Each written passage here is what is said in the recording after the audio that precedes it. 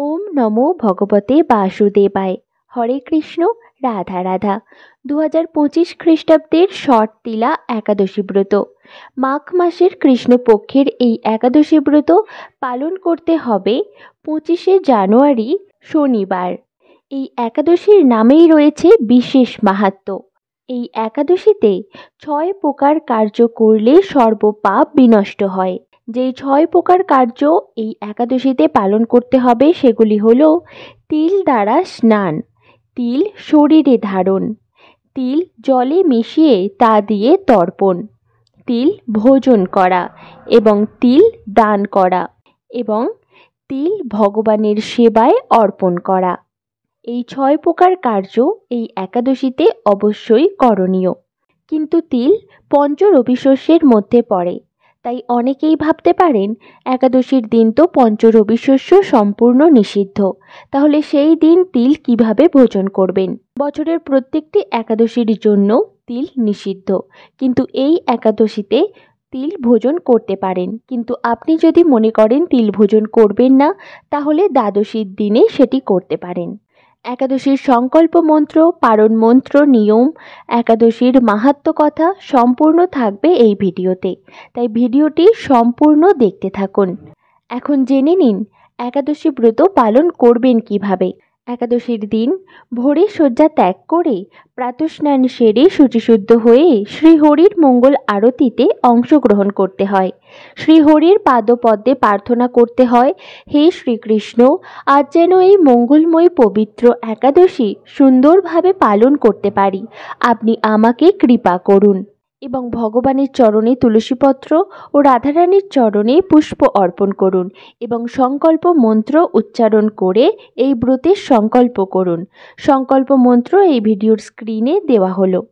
একাদশীতে শস্য মধ্যে সমস্ত পাপ অবস্থান করে, তাই চাল, ডাল, আটা, ময়দা, সুজি, সরিষা আদি জাতীয় খাদ্যদ্রব্য একাদশী দিনে বর্জন করা উচিত।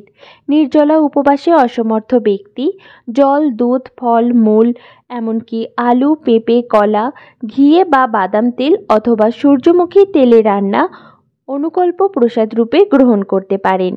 রবি শস্য যেমন ধান, গম, ভুট্টা, ডাল ও সরিষা ও সয়াবিন তেল অবশ্যই বর্জনীয়। এখন শ্রবণ করুন শর্তিলা একাদশী ব্রত মাহাত্ম্য কথা। মাঘ মাসের কৃষ্ণপক্ষের শর্তিলা একাদশীর মাহাত্ম্য ভবিষ্যত্তর পুরাণে বর্ণিত আছে। যুধিষ্ঠির মহারাজ বললেন, হে জগন্নাথ, মাঘ মাসের কৃষ্ণপক্ষের একাদশী তিথির নাম কি, বিধি বা কি এবং তার কি ফল সবিস্তারে বর্ণনা করুন। তদুত্তরে ভগবান বললেন, হে রাজন, এই একাদশী শর্তিলা নামে জগতে বিদিত। এক সময় দালভ্য ঋষি মুনিশ্রেষ্ঠ পুলস্তকে জিজ্ঞাসা করেন, মর্তলোকে মানুষেরা ব্রহ্মহত্যা, গোহত্যা, অন্যের সম্পদ হরণ আদি পাপ কর্ম দ্বারা নরকে গমন করে, যাতে তারা নরক গতি থেকে রক্ষা পায় তা যথাযথভাবে আমাকে উপদেশ করুন। অনায়াসে সাধন করা যায় এমন কোনো কাজের মাধ্যমে যদি তাদের এই পাপ থেকে উদ্ধারের কোনো উপায় থাকে তবে তা বলুন। ঋষি পুলস্ত বললেন, হে মহাভাগ, তুমি একটি গোপনীয় উত্তম বিষয়ে প্রশ্ন করেছ। মাঘ মাসে শুচি, জিতেন্দ্রিয়, কাম, ক্রোধ আদি শূন্য হয়ে স্নানের পর সর্বদেবেশ্বর শ্রীকৃষ্ণের পূজা করবে। পূজাতে কোনো বিঘ্ন ঘটলে কৃষ্ণ নাম স্মরণ করবে। রাত্রিতে অর্চনান্তে হোম করবে। তারপর চন্দন, অগরু, কর্পূর ও শর্করা প্রভৃতি দ্বারা নৈবেদ্য প্রস্তুত করে ভগবানকে নিবেদন করবে। কুষ্মাণ্ডু, নারকেল অথবা 100 গুবাক দিয়ে অর্ঘ্য প্রদান করবে। কৃষ্ণ কৃষ্ণ কৃপালুস্তম গতিনাম গতির ভব ইত্যাদি মন্ত্রে শ্রীকৃষ্ণের পূজা করতে হয়।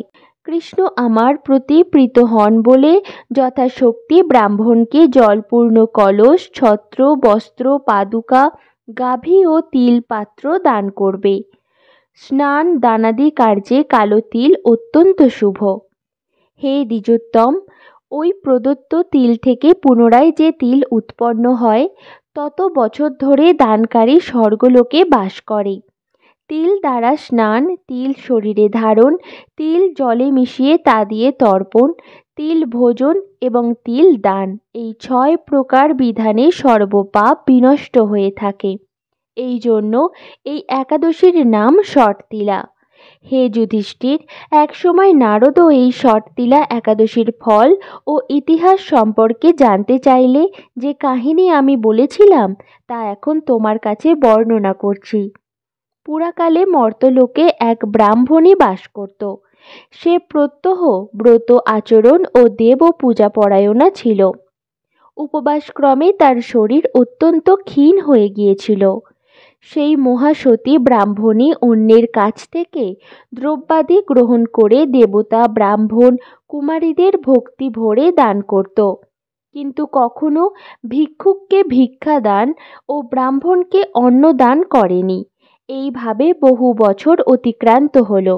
আমি চিন্তা করলাম, কষ্টসাধ্য বিভিন্ন ব্রত করার ফলে এই ব্রাহ্মণীর শরীরটি শুকিয়ে যাচ্ছে। সে যথাযথভাবে বৈষ্ণবদের অর্চনও করেছে, কিন্তু তাদের পরিতৃপ্তির জন্য কখনো অন্নদান করেনি। তাই আমি একদিন কাপালিক রূপ ধারণ করে তামার পাত্র হাতে নিয়ে তার কাছে গিয়ে ভিক্ষা প্রার্থনা করলাম।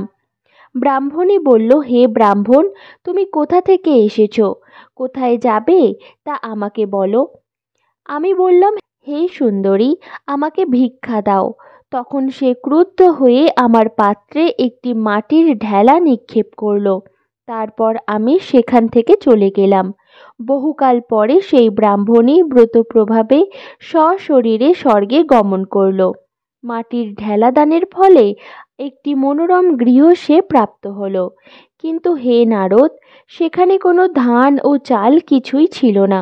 গৃহশূন্য দেখে মহাক্রোধে সে আমার কাছে এসে বলল, আমি ব্রত, কৃচ্ছ সাধন ও উপবাসের মাধ্যমে নারায়ণের আরাধনা করেছি। এখন হে জনার্দন, আমার গৃহে কিছুই দেখছি না কেন? হে নারদ, তখন আমি তাকে বললাম, তুমি নিজ গৃহে দরজা বন্ধ করে বসে থাকো। মর্তলোকের মানবী সশরীরে স্বর্গে এসেছে শুনে দেবতাদের পত্নীরা তোমাকে দেখতে আসবে, কিন্তু তুমি দরজা খুলবে না। তুমি তাদের কাছে ষটতিলা ব্রতের পূর্ণ ফল প্রার্থনা করবে। যদি তারা সেই ফল প্রদানে রাজি হয় তবেই দরজা খুলবে। এরপর দেবপত্নীরা সেখানে এসে তার দর্শন প্রার্থনা করল।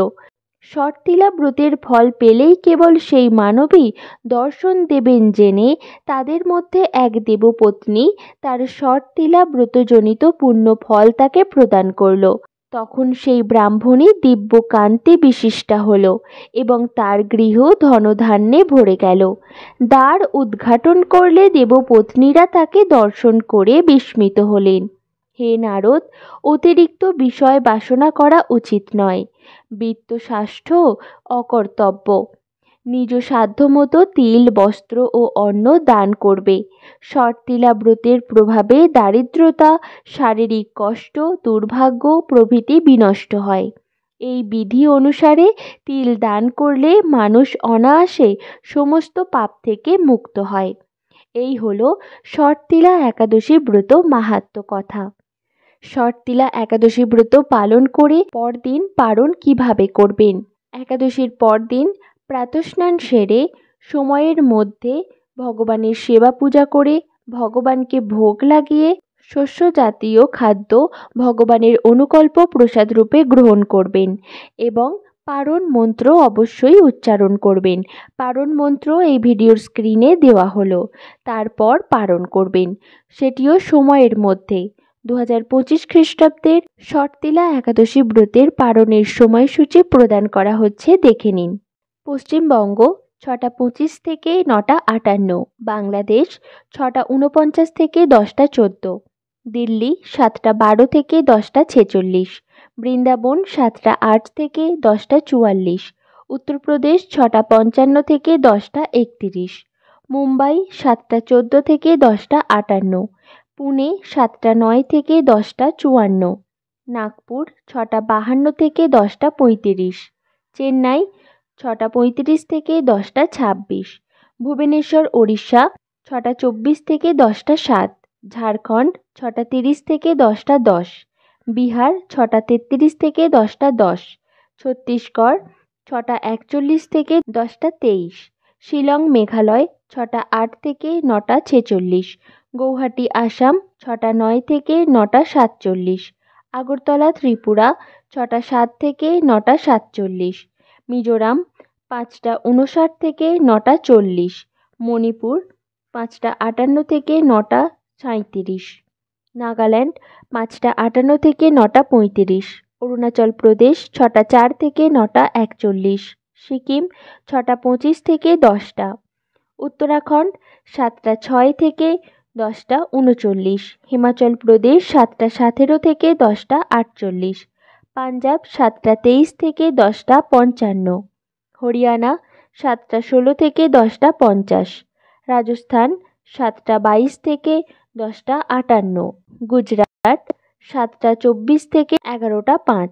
মধ্যপ্রদেশ 6টা 58 থেকে 10টা 38। হায়দ্রাবাদ তেলেঙ্গানা 6টা 49 থেকে 10টা 35। বিশাখাপত্তনম অন্ধ্রপ্রদেশ 6টা 30 থেকে 10টা 16। গোয়া 7টা 3 থেকে 10টা 52। ব্যাঙ্গালোর 6টা 46 থেকে 10টা 36।